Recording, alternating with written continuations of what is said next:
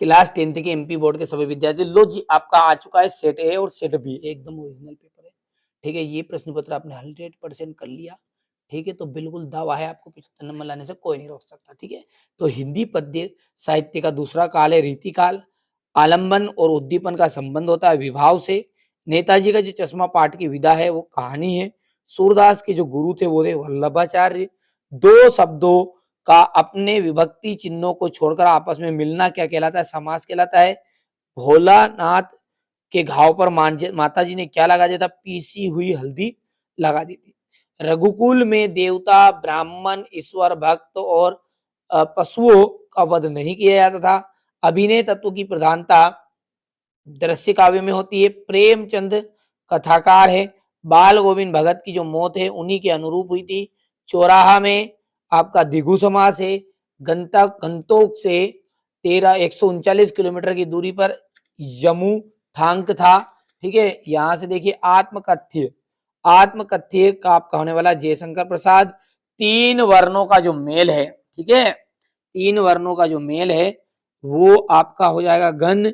एकमात्र सहारा के लिए मुहावरा क्या है आपका? अंधे की लाठी। अलंकार, अलंकार का जाएगा आपका आभूषण। कैप्टन चश्मे वाले का जाएगा प्रतिमा पर चश्मा। सोना साना साना हाथ जोड़ी, इसका जाएगा प्रतिमा पर, सॉरी, इसका अंत में जाएगा आपका यात्रा वृतांत। ठीक है, अब अगला है आपका भोलानाथ ने अपने पिताजी को क्या कहकर बुलाते थे? तारकेश्वर नाथ। ठीक है, चलिए अगला है बरखा के बंद होते ही बाग पर क्या नजर आए? बहुत सारे बिच्छू। और तीसरे में आएगा आपका अभिधा शक्ति। चौथे की मैंने भर दिया है सुभाष चंद्र बोस से दिल्ली चलो नारा दिया था इन्होंने। और मुक्तक काव्य का आपका आ जाएगा यहाँ पर पांचवा। और छठा जो है जो क्षितिज भाग 2 है उसमें संग्रहित जो सूर के पद है ना, उसके 4 पद हमारे सुर सागर के भ्रमर गीत से लिए गए हैं, भक्ति शाखा के।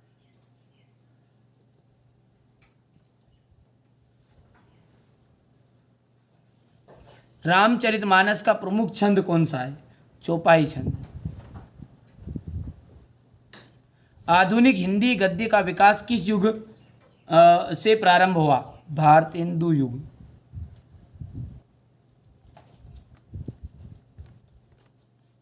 आत्मकथ्य कविता के कवि मधुप का प्रयोग किसके लिए किया? स्वयं के लिए। सहस्त्रभाऊ कौन था? तो ये आपको ढूंढ लेना है, मिल लेना है। अब देखिए रीतिकाल जो है, रीतिकाल को का समय कब से कब तक माना गया है? भक्ति काल के प्रमुख दो कवियों के नाम। 100% दावा है, दोनों पेपर को याद करना पड़ेगा। ठीक है, तब जाकर आप अच्छे नंबर ले पाओगे। लेकिन ठीक है, एक पेपर को याद करोगे ना तो कुछ भी नहीं आना जाना है। दोनों तरह के पेपर को याद कर लेना, पूरी गारंटी। यदि अब की बार हिंदी का पेपर नहीं आता है ना तो आप चैनल को अनसब्सक्राइब भले ही कर देना, लेकिन एक बार जरूर भरोसा रखें, हिंदी का 100% आएगा। ठीक है, तुलसीदास जी की दो काव्यगत विशेषताएं बताइए। सूर्यकांत त्रिपाठी निराला का साहित्य में स्थान। उद्धव, देखो थोड़ा सा बड़ा करते हैं, थोड़ा ज्यादा, हाँ, उद्धव के व्यवहार की तुलना किन किन से की गई है? परशुराम के क्रोध करने पर लक्ष्मण के ने धनुष टूट जाने के लिए कौन कौन से तर्क दिए? कवि आत्मकथा लिखने से क्यों बचना चाहता है?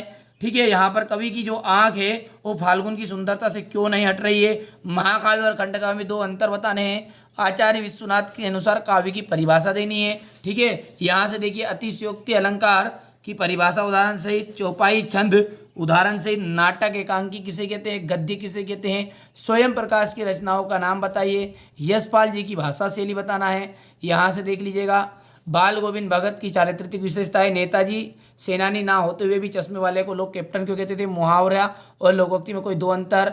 बच्चे माता पिता के प्रति किन अपने प्रेम को कैसे अभिव्यक्त करते हैं? यहाँ से देखिए क्वेश्चन नंबर 18 हो गया ये। यहाँ से आप क्वेश्चन नंबर जो 19 है ना, ये आप ध्यान से देख लीजिए। ठीक है, नाथ शंभु भंज निहारा, यहाँ से मैं आपको इसका सॉल्यूशन अच्छे से समझा रहा हूँ।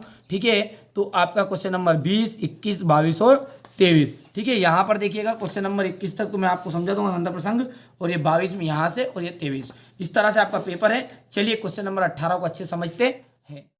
यहाँ पर संदर्भ प्रसंग व्याख्या करनी है, भावार्थ सहित यानी व्याख्या करनी है। नाथ शंभु धनु भंज निहारा, होय केहू एक दास तुम्हारा।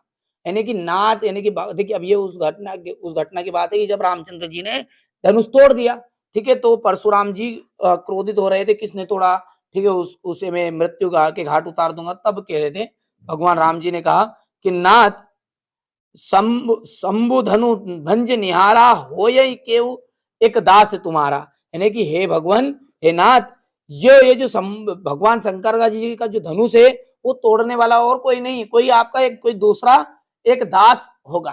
ठीक है, आयसु कहा किन किन मोही सुनी रिसाई बोले मुनि कोई, आप तो आज्ञा दीजिए, ठीक है, आप आज्ञा करिए, उसके लिए क्या आदेश है।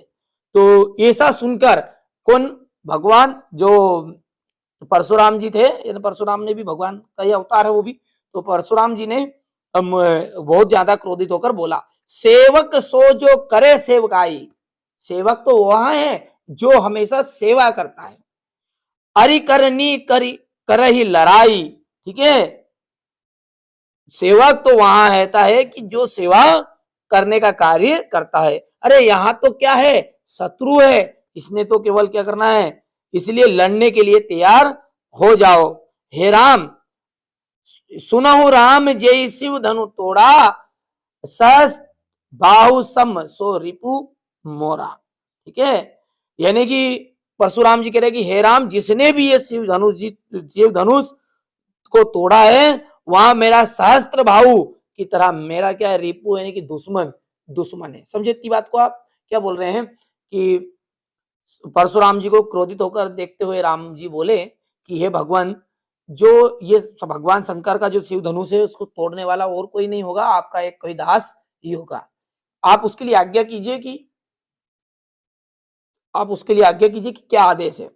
तो यहां सुनकर परशुराम जी और ज्यादा क्रोधित होकर बोले कि सेवक थोड़ी है, वो दास थोड़ी है, सेवक तो वो होता है कि जो सेवा करता है, इसने तो क्या किया है, इसने तो शत्रु का कार्य किया है, इसलिए वो तो लड़ने के लिए तैयार हो जाए, जिसने भी धनुष तोड़ा है।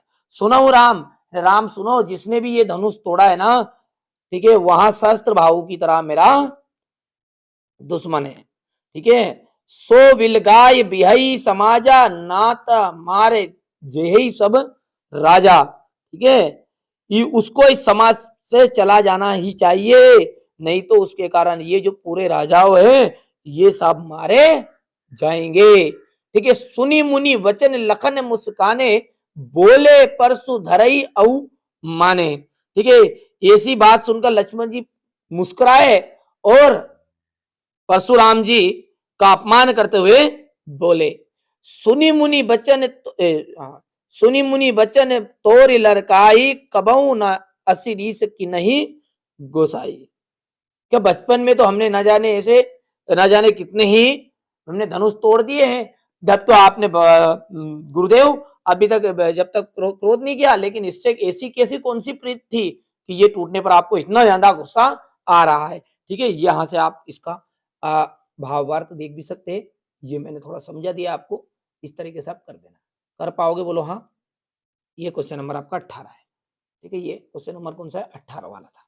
चलिए इसी के अथवा में है, ऊधो तुम हो अति बड़भागी, अपरस सनहे तगाते नाहिर अनुरागी, ठीक है, यहां से देखते हैं अब इसको,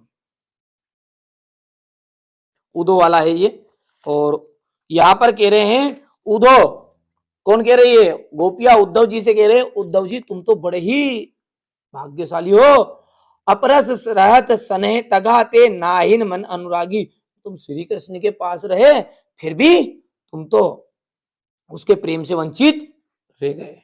ठीक है, यानी कि उनका मान नहीं, उनका अपमान कर रही है, तो तुम कृष्ण के पास रहकर भी उनके प्रेम को नहीं पा सके। पुरहीन जल महा तेल की गगरी, बूंद न ताको लागी, यानी कि जिस तरह तुम तो उसी तरह, ठीक है, तेल की गगरी की तरह, जैसे जिस प्रकार तेल की जो मटकी है पानी में पूरी तरह डूब जाती है, और वहां जब फिर भी पानी से मतलब तेल की भरी हुई गगरी में यदि कोई, जैसे तेल की मटकी पानी में पूरी तरह डूब गई फिर भी वहां पानी से दूर हमेशा रहती है, जैसे अपना तेल देता ना, वो हमेशा पानी पे मिलता नहीं, ऊपर आ जाता, तो यही बोल रहे हो उद्धव। गोपिया कह रहे कि गोपिया कह रहे उद्धव जी से कि उद्धव तुम तो उसी तरह से अछूते रहे जिस तरह तेल की जो पूरी गगरी है वो पानी में मिला देना, फिर भी वो तेल वो उस पानी में नहीं मिलता। उसी तरह तुम तो श्री कृष्ण के प्रेम से क्या हो, वंचित रह गए हो। ठीक है भैया, तो ये आप चाहो तो यहां से लिख सकते हैं, ये यहां से लिखना। ठीक है, ये ठीक है, जो चीजें बताऊंगा वही एग्जाम में आने वाली है। ठीक है, आप ध्यान से समझना, कोई गलत चीजें यहाँ पर नहीं बताई जाएगी आपको। ठीक है, अब क्वेश्चन नंबर 19 की बात करें तो यहाँ से देखिए क्वेश्चन नंबर 19 में आपकी व्याख्या है, और चलो इसको समझते हैं। कौन सा है आपका ये, बाल गोविंद भगत। ठीक है, ये तो आप कर सकते हो, और इसका डायरेक्टली मैं आपको आंसर बता देता हूँ यहाँ से ढूंढ कर। ये देखिए यहाँ से स्क्रीनशॉट ले लो और याद कर लेना। ठीक है, इसके बाद है अगला है, इसके बाद अगला है आपका ये। ठीक है, ध्यान से आप तो अच्छे से तैयारी करो। ठीक है, यही प्रश्न उत्तर आपके आ रहे हैं और अच्छे से मेहनत कर लो। ठीक है, चलिए अब है आपका यहाँ से काव्यांश है, और इसको पढ़कर प्रश्न उत्तर लिखना है। मनुष्य का जो शरीर शरीर जीवन है बहुत संघर्ष में है। ठीक है, और उसे पग पग पर कठिनाइयों का सामना करना पड़ता है, फिर भी ईश्वर के द्वारा फिर भी जो ईश्वर के द्वारा हाँ फिर भी ईश्वर का लिखा है, फिर भी ईश्वर के द्वारा मनुष्य रूपी वरदान की निर्मिति इस पृथ्वी पर हुई है, मानो धरती का रूप ही बदल गया है। ये क्या बोल रहा है कि जो भगवान की सबसे सर्वश्रेष्ठ रचना है कौन, मनुष्य। क्यों, क्योंकि मनुष्य का जीवन संघर्ष में तो है, लेकिन फिर भी वहां बहुत ही कष्टों से घिरने के बाद भी क्या है, ईश्वर का द्वारा एक वरदान रूपी सिद्ध हुआ है। ठीक है, तो इस तरह से आप देखिए यहाँ पर अगले लिखा है कि यहाँ संसार कर्म करने वाले मनुष्य के आधार पर ही टिका। जो मनुष्य अच्छा कार्यशील होता है, जो अच्छी मेहनत करता है, उसी तरह जो विद्यार्थी अच्छे से पढ़ता है वही आगे बढ़ता है। ठीक है, इस तरह से इसको आप पढ़ोगे तो थोड़ा सारांश समझ में आएगा। वीडियो लंबा बन रहा है इसलिए थोड़ा जल्दबाजी कर दी। ठीक है, यहाँ से देखिए इसका आप पढ़ेगा ध्यान से, ये सारांश पूरा है, यहाँ पर आंसर है इसका। ठीक है, अच्छे से मेहनत कर लेना, और कोई भी डाउट है तो आप तो बेधड़क कमेंट करो। ठीक है, इसके बाद में यहाँ से आप देखो, ये है कल हमारी कुटिया में बिन पूछे तूफान दाखिल हो जाते थे। तो ये यहाँ से आपका है, यहाँ पर ये आंसर आपका यहाँ पर है। अच्छे से मेहनत कर लेना। ठीक है भैया, चलिए अगला देखते हैं। अब देखिए अगला है, आपने प्राचार्य को शाला छोड़ने पर आप टीसी के लिए आवेदन पत्र लिखना है। ये तो हर एक बच्चा को एप्लीकेशन आती है, ऐसा कोई नहीं, दिक्कत नहीं है। ठीक है, प्राचार्य को क्या करना है, आपके टीसी की एप्लीकेशन आपको लिखनी है। यदि फिर भी कोई बच्चे को नहीं आती तो यहाँ से देकर आप याद कर लेना। ठीक है भैया, हो गया। और वार्षिक परीक्षा की तैयारी करते हुए पिताजी को पत्र लिखना है। दोनों में से एक कोई से आपको